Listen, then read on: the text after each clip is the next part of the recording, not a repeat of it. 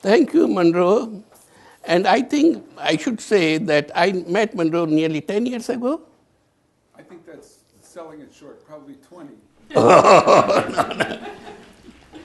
You see, at that time we were doing a study. 2000, 12 years ago. You see, we were doing a study of media organization, U.S. support for independent media. And I very much intellectually borrowed some of my ideas from him. And since then, I have been following his writings, etc. At the outset, I should say that what I'm saying today represent my personal views.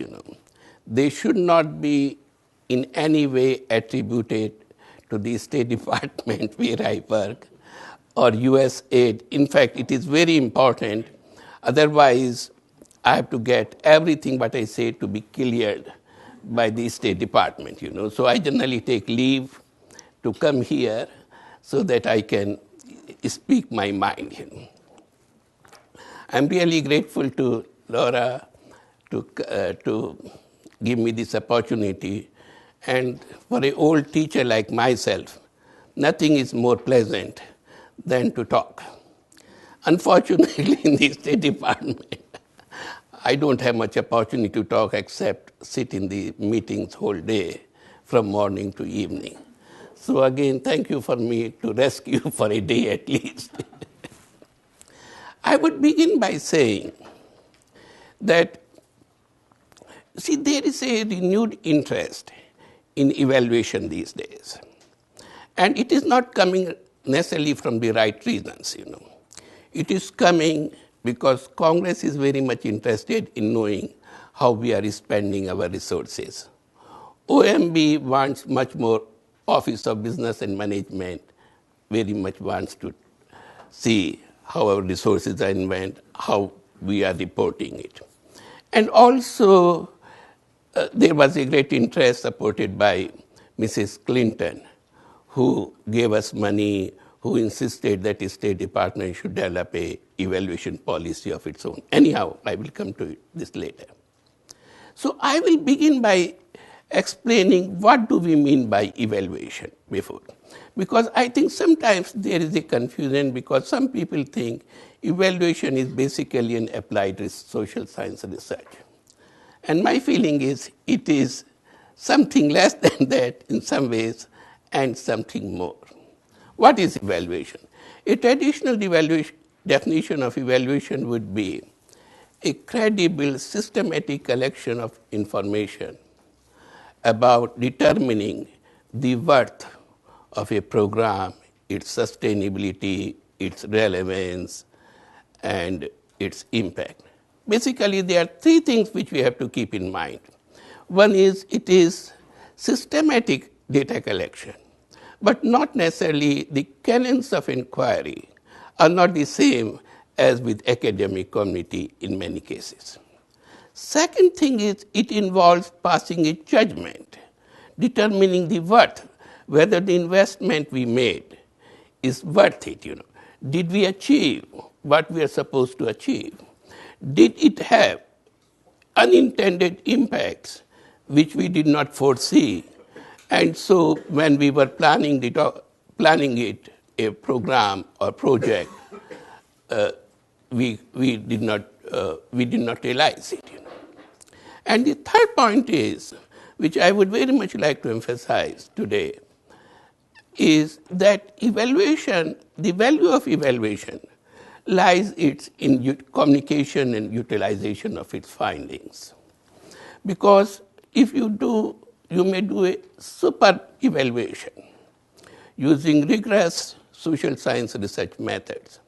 But if its findings are such that they cannot be used, you may be good that it is published as an article in a professional journal, but so far the program is concerned, its value is limited.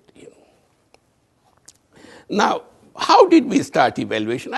Because please forgive me, I'm not an academician, I'm a bureaucrat.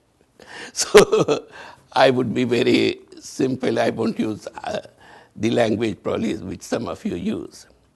How did we start? You see, when international development assistance started, nearly in late 50s, we did not have any idea what works, what did not work. We had money, and we were supposed to start development projects and programs in foreign countries.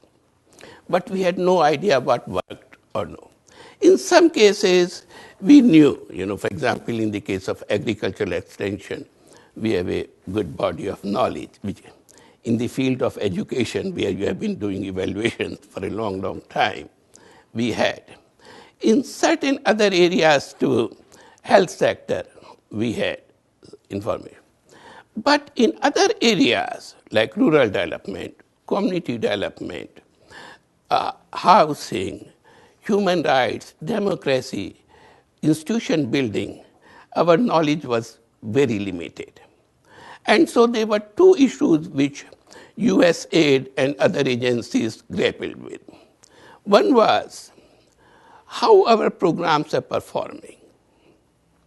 And another was what lessons we can learn, which can go either to improve the existing projects and program or in help in developing new projects and programs.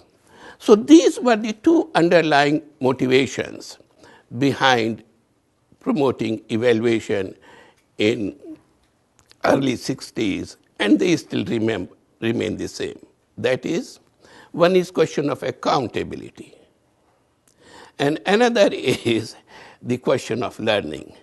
And as you know, these two goals are not always compatible, especially in a bureaucratic setting, but these were the two main things. Now, USAID was in fact the pioneer in in promoting evaluation. As early as 68, it established a central office for evaluation. It developed guidelines for evaluation. It provided technical assistance for evaluation. And USAID produced a large number of documents. And it required that each project should be evaluated at least once in its lifetime. Now, as you will suspect, the quality of evaluation was not very good. It was a trial and learning process. But there was a great emphasis. And I think, so gradually USAID and other organizations expanded, and they started some other types of evaluations. One was project evaluation. Project evaluations means that there is a specific activity which is funded. It has a lifetime, it is for 5 years or 6 years or 3 years. And you have an objective, what it is going to achieve. But there were other program evaluations when we don't look at one project, but we look a large number of projects in the same area. Then we did country evaluation. What was the overall impact of assistance? And finally, there were global evaluations that we live in a sector and across different countries to find out. For example, we did a study of international media assistance, which USAID provided. And so we looked at most of the countries where the assistance program was supported by us. So gradually we expanded. And I would also say that in many areas there was a strong relationship between the academic community and evaluations and USAID. In fact, if you look at it, 4 or 5 areas were very, very important in which this relationship flowered, and it was mutually beneficial. One was agriculture, especially diffusion of innovations, some of the largest projects. And those of you who studied, who might be interested in history of communication, know Everett Rogers, who who went to Stanford earlier, he was at Michigan State, he was one of my professors, who had the largest project on diffusion of agricultural innovations funded by USAID and US history. Then another area was health sector, where we have supported much more innovation, and there was a very close relationship between the academic community. Another area has been family planning, where a very corpus, a body of knowledge has emerged as a result of the collaboration with the academic community. Another area is communication, institution building. There are some areas in which relationship, of course, education, but there are some other areas which are relatively new and where we are still trying to develop relationship with the academic community. Anyhow, it was a little diversion. So USAID continues to do evaluation. There are many apps, and for example, when Vice President Gore started his initiative, the focus shifted from monitoring to evaluation. And we were asked to develop very precise indicators of progress, which were often relevant for domestic program, but whose relevance was sometimes questionable for some of the programs abroad. And so evaluation activity gradually declined. The number of evaluations declined to 60 or 80 as compared to hundreds which we used to do. Then came President, I'm just giving you very sweeping history. Then came President Bush era. And Miss Condi Rice, who was the Secretary of State, she was concerned that USAID was slightly more independent of the State Department. And she also found that the state submitted its own funds, budget, and USAID submitted its own budget. So created a new office. It was called, at that time, Director of the Foreign Assistance. Now, I will tell you a funny story how the system works. So suddenly she decided, and then within 2 weeks, we heard the rumor, but we never knew what was going to happen. One day she came to USAID, gave a talk that we are going to strengthen development assistance, and so I want it to be consolidated. And so next week, in fact, at that time I was planning a multi-country study of the rebuilding of war-torn societies. I was told that I have to move to the State Department, and with all my colleagues, I have to withdraw all the contracts and all that which I have given for the study. And we were shifted to the State Department because I was in PPC, which was in charge of policy, budget, and evaluation. And so no choice, nothing. Of course, they were selective. We were 120, they selected 60. But so that's how the office worked. Now a new development came, and about which I have a slightly mixed feeling. We have a new director who wanted that every activity should be reported in a quantitative terms. And those activities that cannot be quantified should not be done. So, and think of it. The director of your State Department office? Or? Yeah, the director of, I've forgotten his name. Both who was the director of foreign assistance as well as the direct administrator of USAID. So I have forgotten his name. It is maybe it's Freudian error because I did not like him, so I forgot his name. So he decided. And then we were commissioned to develop indicators for in every sector. Problem was, in certain sectors we can do indicators. In others, we cannot do. And since I was in charge of the effort, he told me and my colleagues, nothing doing. We have to have indicators within 3 months for activity. And then again, Monroe, federal bureaucracy. Then the competition arose because people wanted to have more and more indicators for their activities. Because in case they don't have enough indicators, they may not get funding in future. So a large effort was launched to develop indicators, and these were of two types.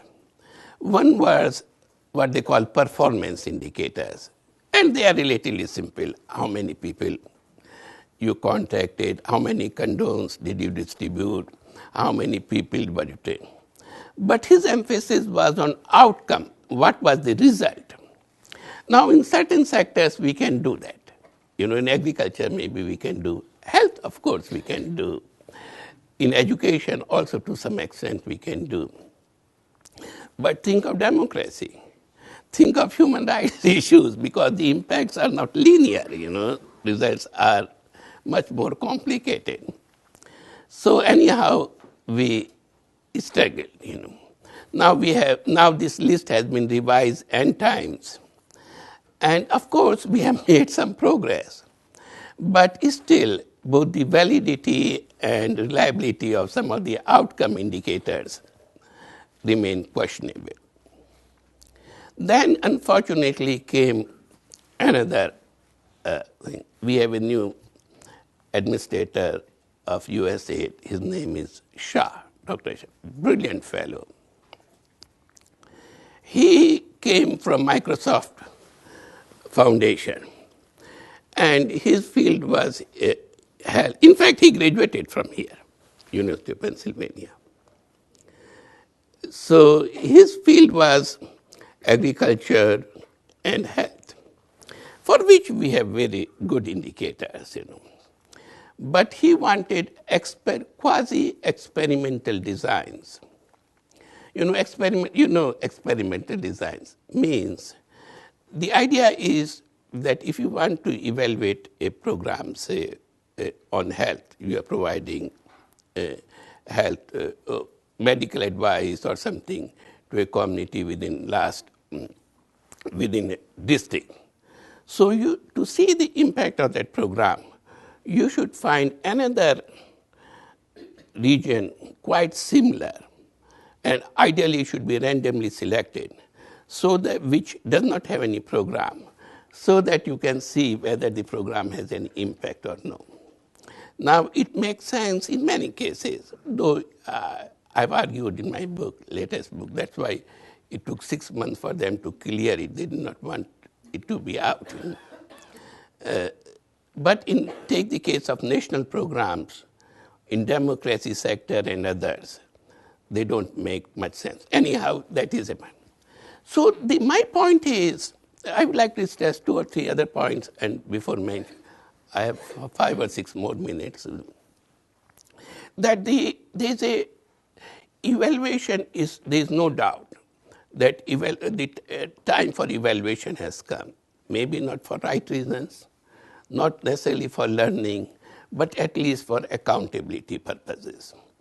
And not only government organizations, but the grantees, especially non-governmental organizations, are under pressure, and doing more and more evaluation. They are more hiring staff which have expertise in evaluation. The second point which I would like to emphasize is that there is a great deal of scope in certain sectors in which academic community can contribute to evaluation. But it may not be always what I should say, because the canons of inquiry for evaluation and for a published articles are different, Because, when you publish an article, you have to be very you see, I was trained as an economist in India. At that time, economics was nothing but statistics, mathematics, and model building. So, what can be published is not necessarily the best for learning lessons, So there is sometimes there is a tension between the two. Once upon a time, I had a project in which we worked with many agricultural economists from Cornell and Michigan State. And problem was that our information needs were not necessarily the information needs or reward system for these professors. Their tenure, their graduate students depended upon how much books or how many articles they have produced. We were more interested in the practical advice, which we can, even in a very simplified form, which we can convey to our projects and programs. So, now, finally, I have 5 more minutes, so I will just mention a few problem areas for development evaluation.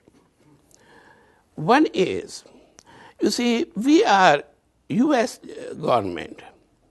We are not necessarily a development agency. We are a foreign assistance agency. And there is a difference between the two.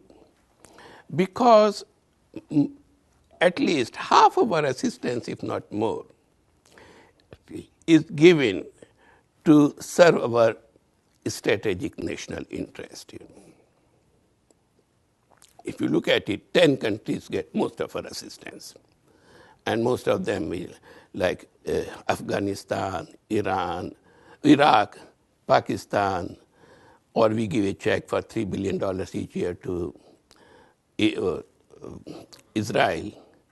And in the past, we were committed to $2.6 billion each year to Egypt to make or if there is some special incident, like Russia invaded or there was threat to Georgia, and so suddenly we were asked to give $1 billion. And people like me objected to it because we thought it is such a small country, it will distort their economic development, so much funding. But it is not, it is coming from. So many of these programs are not to be evaluated in terms of what they produce, but also in terms of whatever other political interests are. And that sometimes create problems, because it is not necessarily a rational utilization of it.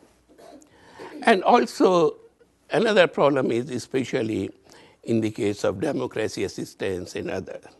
You see, for example, when we invaded Iraq and we supported, there was a lot of, I used to go to many of these countries, Middle Eastern countries, and they will always criticize me, not I was the more point, that what is your concept of democracy, because you are supporting certain dictators, but you are opposing.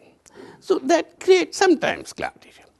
Second thing is that evaluation is not a very pleasant thing. Nobody wants, even the Congress and OMP, that we do negative reporting. In fact, there is a built-in pressure to put a positive face. And so, the contractors, that's why I think a collaboration with academic community is very critical. Because academicians can afford to be objective, But the consulting firms and others who get our grants, who do evaluations, cannot afford to antagonize program managers because next year they won't get any grants or support. So many of these evaluations could be self-serving in many ways. The third thing which I would like to emphasize is that in many cases, the concept of evaluation, we don't have methodologies, conceptual models, underlying frameworks, on which our interventions are based. It is a question of trial and error. You see, like when DG office was created, I participated in the first meeting because of my interest. We had no idea. We brought all these top academicians, and they could not tell us what type of election programs we can support. So it was, what happened was, we decided, yes, we will give some assistance for holding elections so that they are free and fair.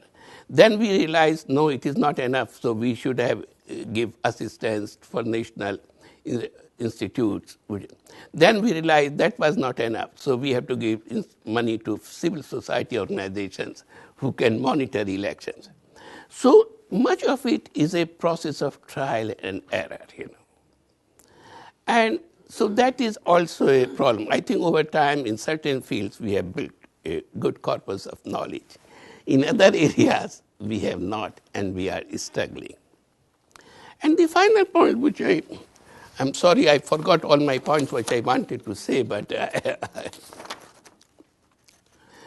that a major problem is that despite our saying, and though now both USAID is making sincere efforts, the participation of the host countries in evaluation process is very limited.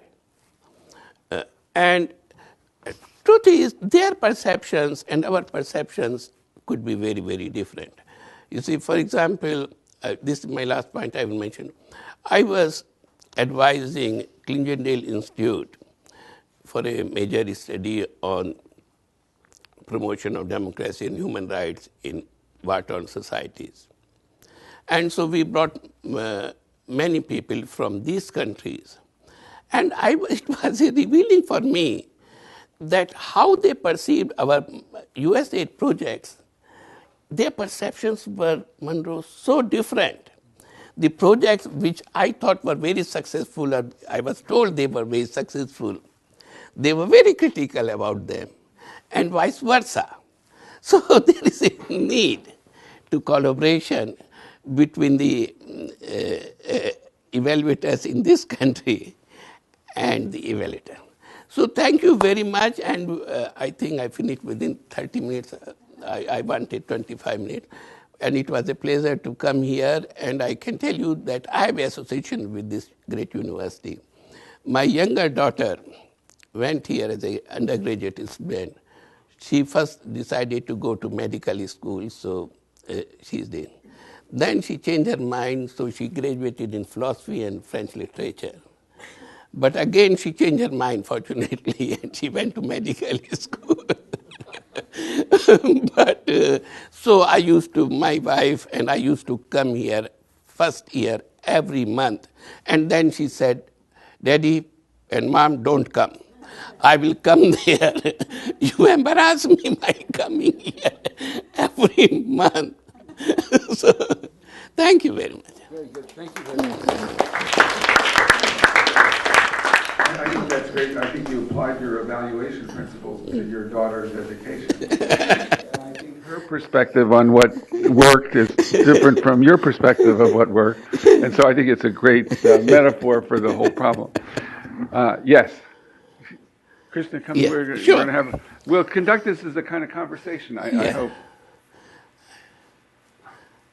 My name is Priya Joshi, and I'm a doctorate candidate in education. Hi, Priya. It's great. I've been trying to. Priya runs a wonderful. I don't know if you're still doing it. A kind of salon on issues relating to India Temple. Is that you? Sorry, I'm not that Priya. Oh my God. Oh well. I thought.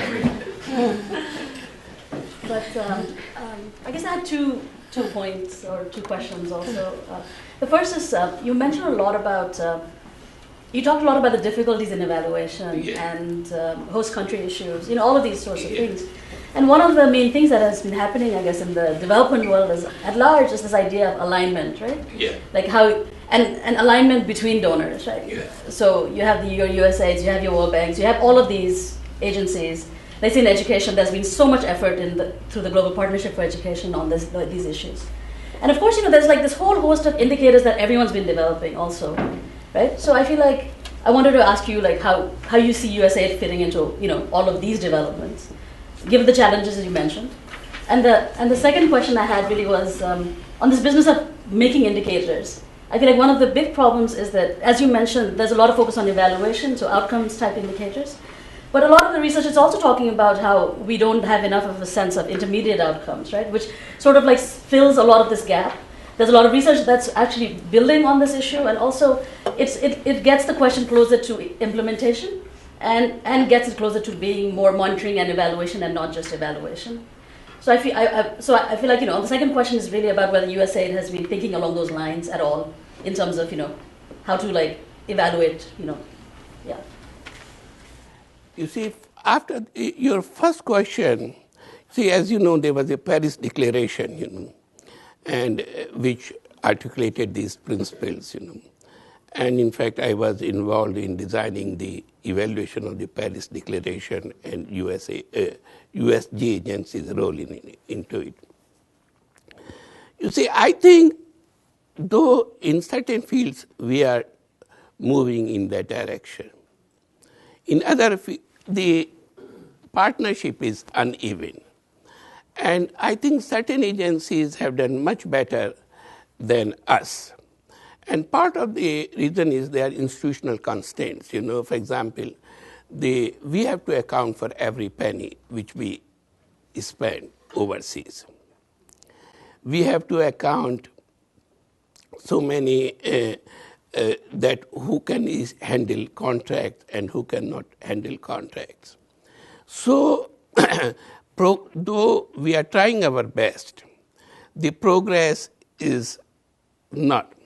And there is another question. In some countries, we have a lot of institutional capacity. In fact, during last 30 years, the institutional capacity has drastically increased.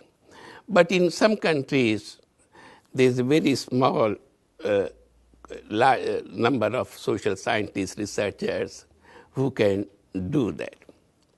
So far, the second question is concerned, I would plead ignorance, partly because a lot of work is done by different sectors, in education, health, family planning.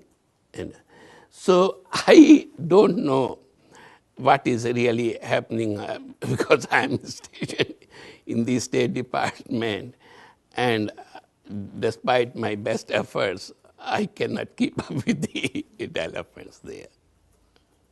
More of a question not about the specifics of education as much as just the orientation, I guess, in evaluation, about focusing on what we call process, right? Yeah, you see, the problem is that I will give a very concrete example, and for which we have been rightly criticized. Now, we give assistance for elections in a country. Okay. The assumption is that we have given the assistance, so it should be free and fair. But we are not the only actor. There are 10 other organizations which are doing the same thing. And so the problem is, who should take the credit? And that is the main problem, But I think, you see, we are doing some work on sectoral level indicators or medium. I think in some cases we are making progress. The problem is not of developing indicators. The problem is relating it to performance. You see, we can say, there are all kinds of indicators that are available. Problem is, how does our assistance program relate to them? And that is the crux of the problem, And what we have done is, in many cases, we have developed indicators, but the question of association or causation remains totally unsettled. Yeah. So I wanted to come back to your comment that the incentives for academics are quite different from the incentives for development agencies, which are quite different from the incentives the incentives of the NGOs who are implementing these programs, and that this is sort of a critically important question for the U.S. government, actually, and other governments, since so much has been outsourced, and USA does very little itself in terms of on-the-ground work on any of those fronts. And I guess I'm wondering, do you have ideas about how to square those different incentives to bring people together, to work together? You see, again, I speak for myself and nobody hears me, so that is the good part where I've been saying it. My idea is that we should separate the two. Evaluation should be done, project evaluation by traditional way. But we should fund academicians to do global program evaluations or country evaluations. And the advantage of that course would be there won't be any incentive. If you criticize our program in, say, Russia, you are not, well, because, but if you are looking globally, 10 countries and doing research, so you are protected and there is least resistance from the bureaucracy. And also the validity and reliability of data is much better. So I would like, in fact, I have also suggested in my last book that we should fund academic research, and so that they are free from the constraints of the projectized assistance. Do we know, have we studied the distinctions between similar projects funded by non-academics and academics in terms of their evaluations? Bob? Well, since I haven't done it for a while, but I did it a lot. Large-scale public health communication programs. And when implementers evaluate their own programs, they always work. When we evaluate them, they work about half the time. And clearly, it's the nature of it. It's not the implementers were dishonest. It's that their interests are so clearly in showing what they can about success. So they're looking for the most successful evidence they can and claiming and basically supporting their work on the basis of that successful evidence. Whereas we were actually independent of that because we were willing to say, no, it didn't work if it didn't. So that's a real public. Is this who manages it or who? What? Is it both who manages the evaluation and who performs it? In other words, can you have the implementer commissioning it, but commissioning an independent evaluator? That's actually how we did it. So the implementers had the contract. And we had a subcontract with them to do the evaluation. And in some ways, although we were well related to them, they were always lamenting the fact that their rival implementing agencies were able to do their own evaluation and were always successful. Whereas when we did it, they weren't always successful. So just to follow up on that, I mean, with the push towards impact evaluation and experimentation in particular, it's not possible for the evaluators to not be cooperating with the implementers if you want to have a randomized design or if you want to have some kind of control group. And so I guess this idea that there should be a firewall between is problematic in that way. You see, what happens is you are absolutely right in some ways. The other side is if we give earlier we did it, in many cases, in agriculture. In fact, in health and family planning, we did it. And the quality of studies were very good because they were not tied to a specific program. They looked at a program at a wider level. But when we look at it, at a specific program, USAID has a vested interest. The person who manages the grant, his career may suffer if says that nothing happened to him. The granting, the contracting firm or NGO, which implement the program, they have vested interest. In fact, I did a study sometimes back, a meta-evaluation of US aid evaluations. And I was surprised that 90%, 80%, if you read the report, were quite successful, And anybody who knows that the response rate, but if it was an academic study, things would have been much better. But I mean, we have our own bias of we can't report null or we can't publish on null results. So we either find that it works or we find that it had negative implications. We never find that it just didn't work. Yes, please. Thank you, Dr. Kumar. My name is Marissa Moran, and I work for a company that does media development in conflict areas.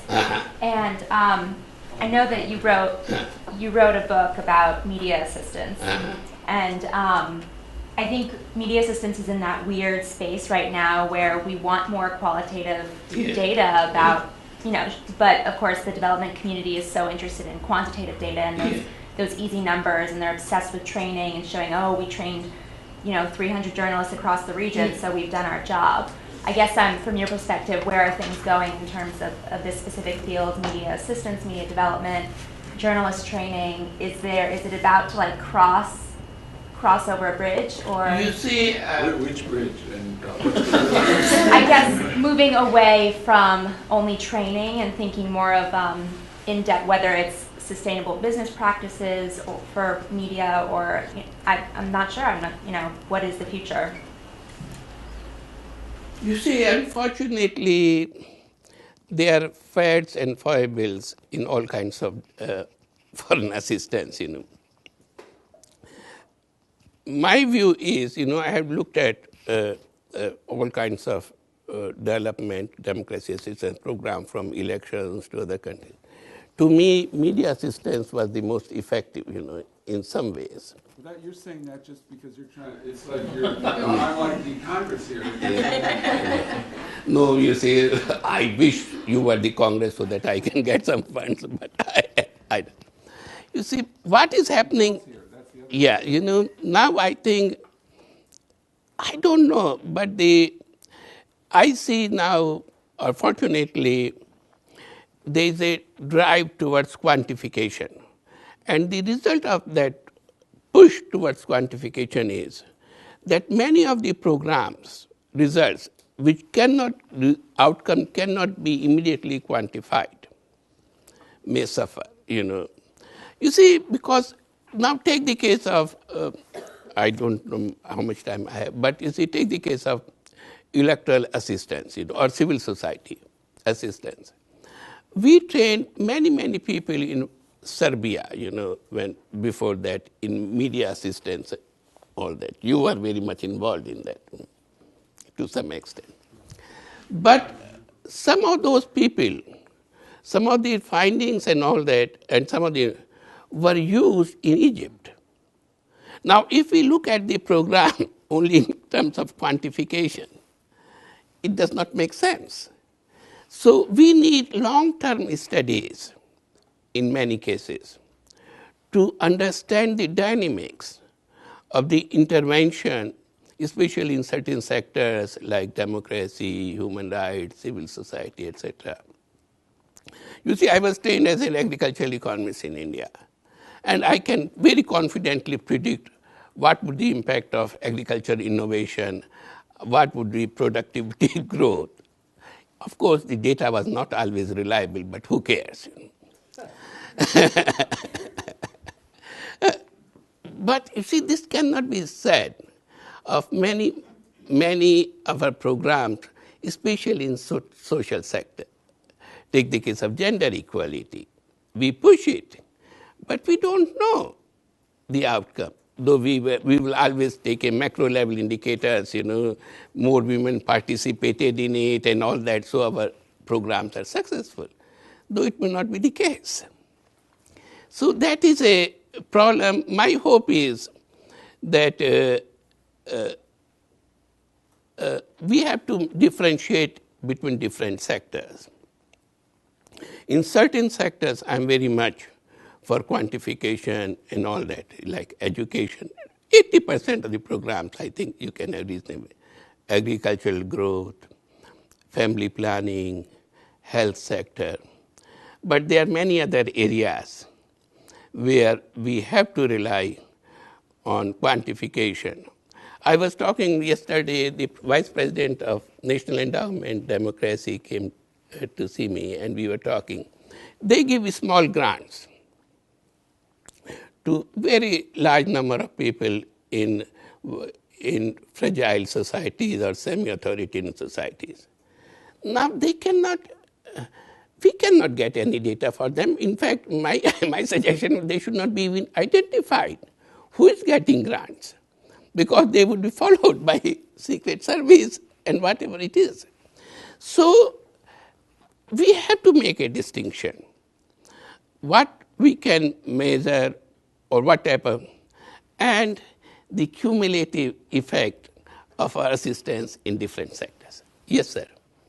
I'd like to pick up on a point you said, you mentioned really in passing earlier, and I suspect there's no good answer to this question, but it's another version of what I think you were just talking about.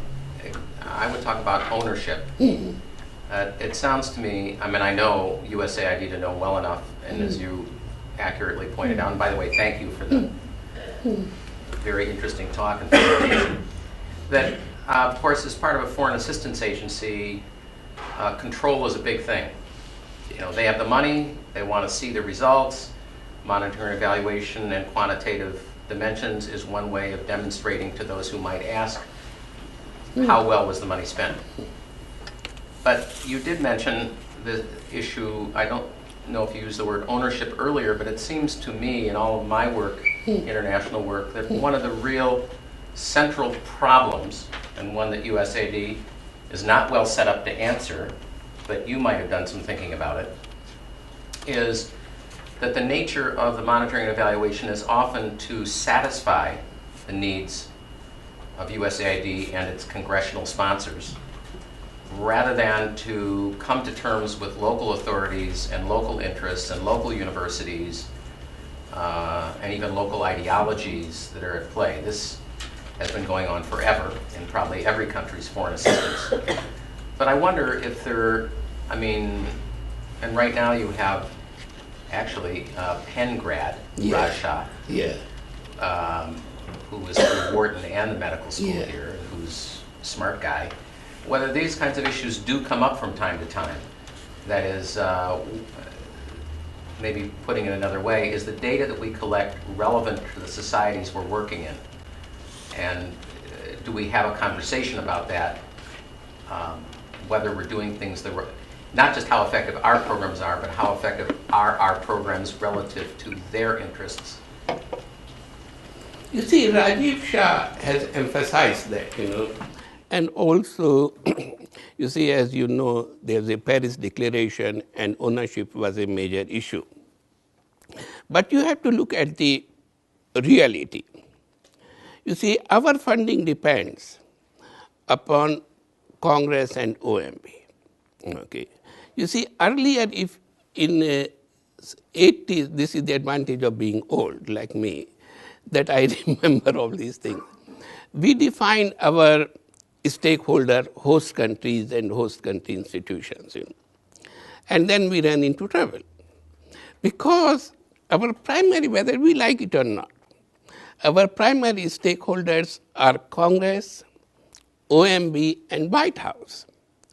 And they want data, you know. So, see, the only countries which are, I think, in my view, are immune from this are small Scandinavian countries, you know, which don't have this problem.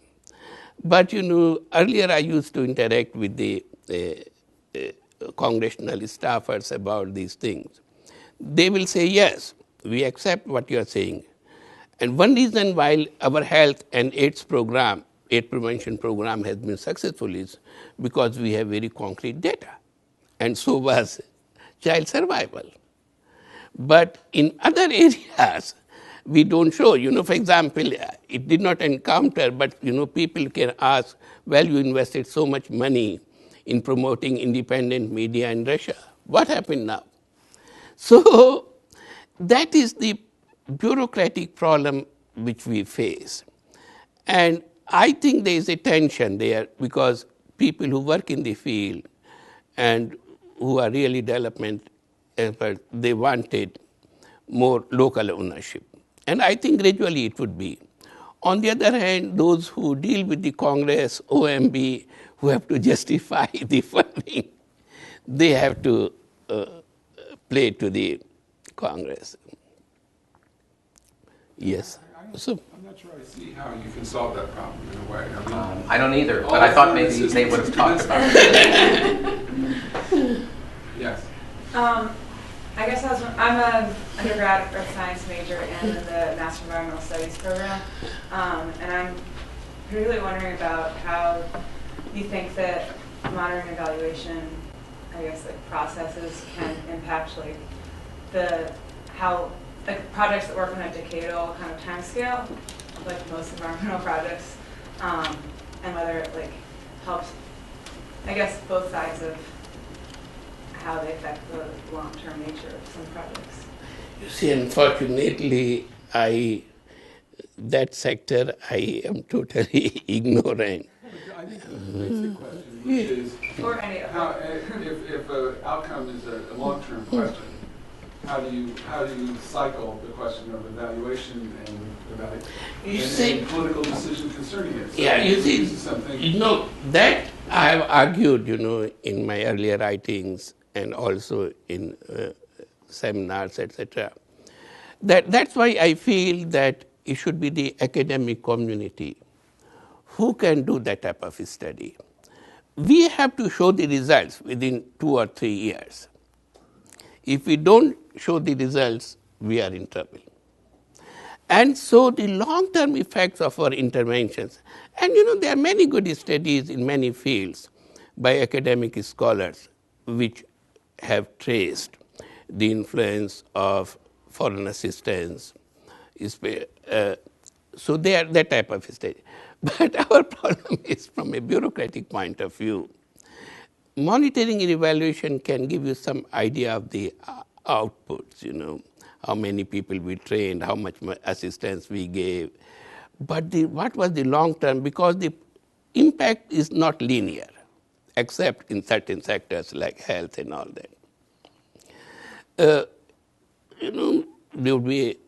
We make progress, decline, just like in our country, our own country. So that is a major problem which we face. Earlier when I was younger, probably too idealistic, less skeptical, I used to criticize, oh no, we should not do that, we have to look at it. Now, on the other hand, I realize that the practical part is if we don't provide that data, our funding may suffer. Is there any way to think how does DFID do this task differently from USAID and the State Department? Yes, you see. Yes, sure. Right, that's all. No, I think my feeling is DFID is slightly ahead of us. Partly because DFID is the British Department for International Development. Partly because their volume of assistance is limited. Also, you see, whether we like it or no, we are the only superpower remaining. We have all kinds of strategic interests to protect. And foreign assistance is an instrument of diplomacy, in the wider sense. If you hear Secretary of State when he came yesterday to USAID, I could not go, I was in a meeting, but he gave the same thing, So we have to be, we cannot do that. But what we can do, in my view, is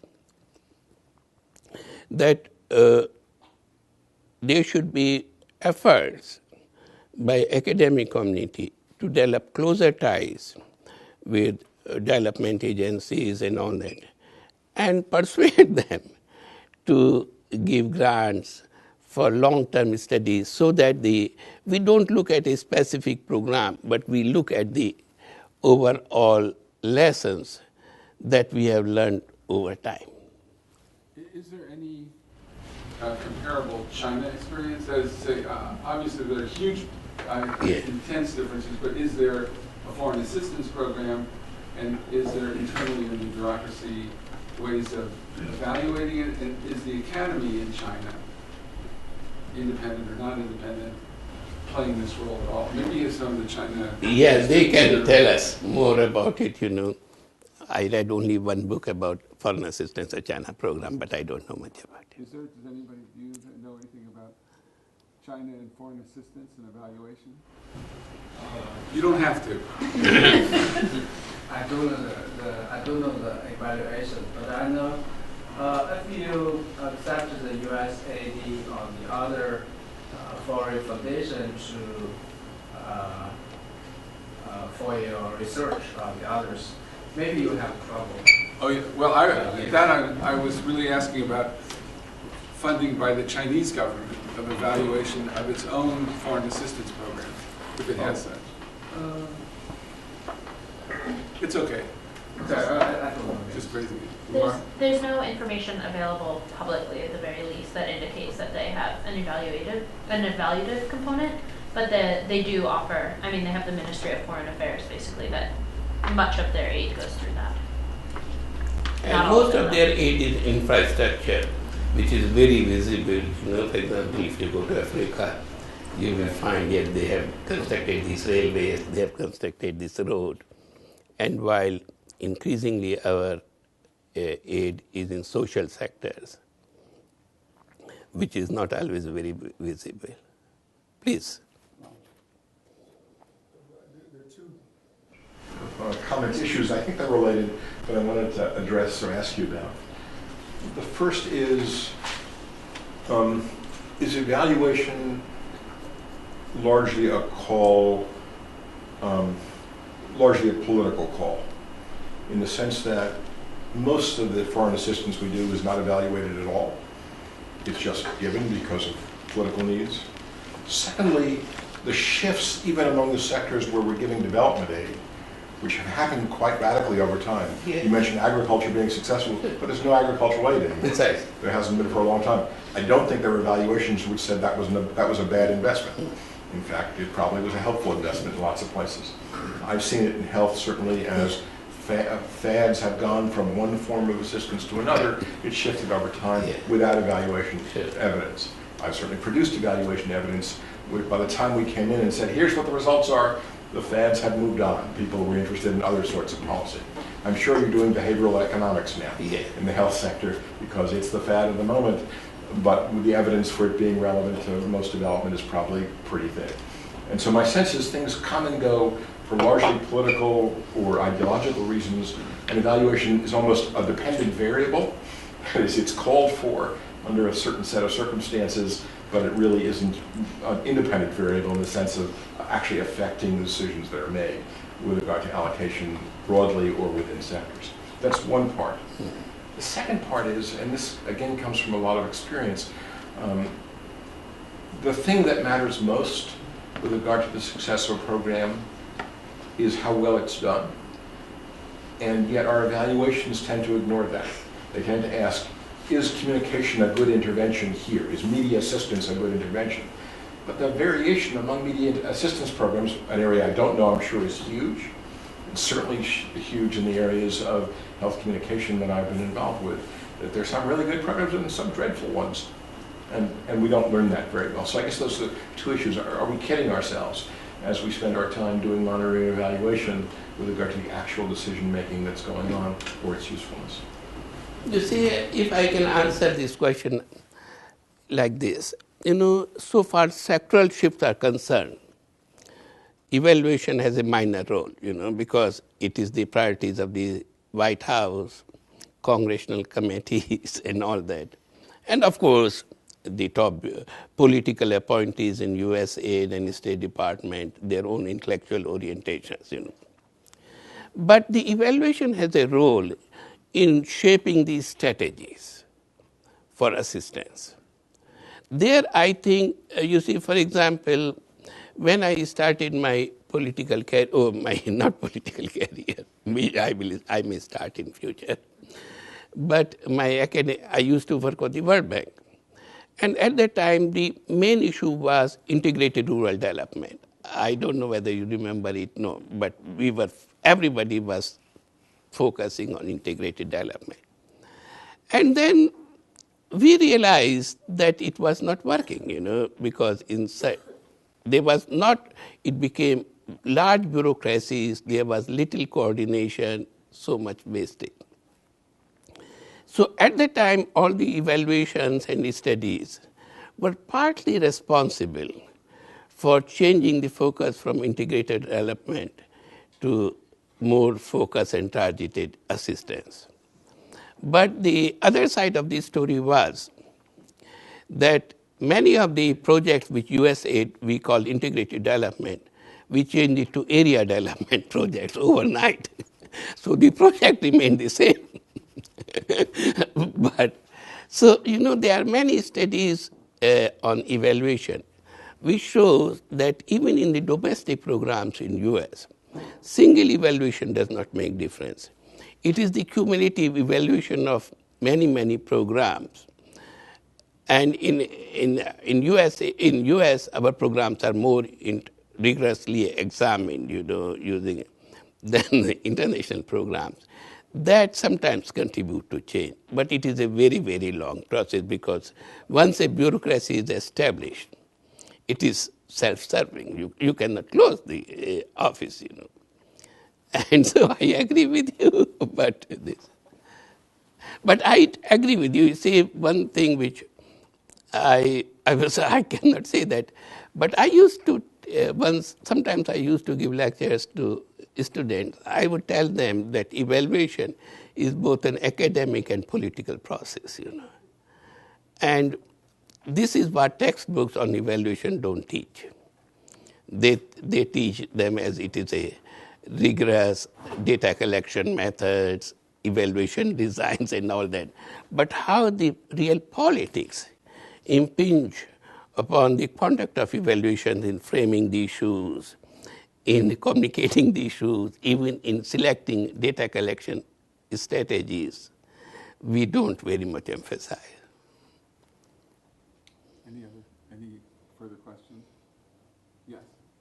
I wanted to return to the question about incentives, particularly incentives for academics. It seems like our big interest is in theory building, right? Finding things from a development project that can be generalized to a bunch of different countries.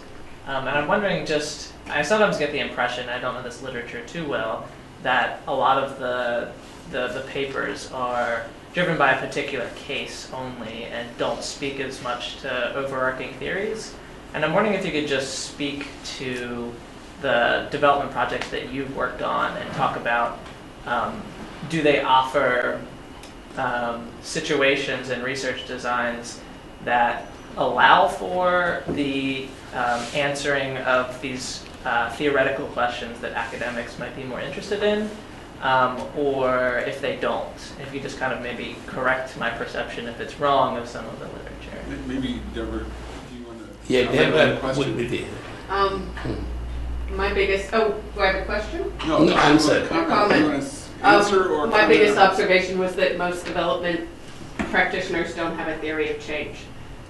So it was incredibly hard to get people to articulate why they thought a certain activity would lead to an outcome and why that outcome would be desirable for the ultimate objective that they wanted to achieve.